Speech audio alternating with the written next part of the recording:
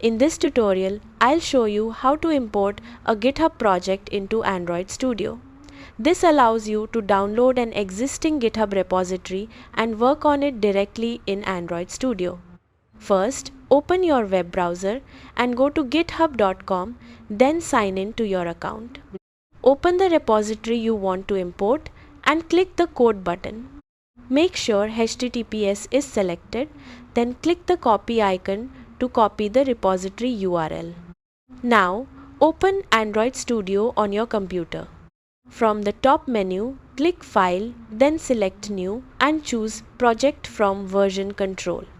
In the window that appears, paste the GitHub URL into the URL field. Next, choose the directory where you want to save the project.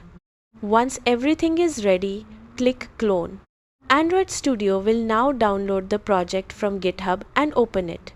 Depending on the project, it may also perform a Gradle sync to download dependencies and configure the project.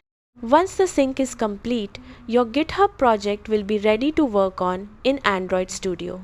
That's how to import a GitHub project into Android Studio. Thanks for watching.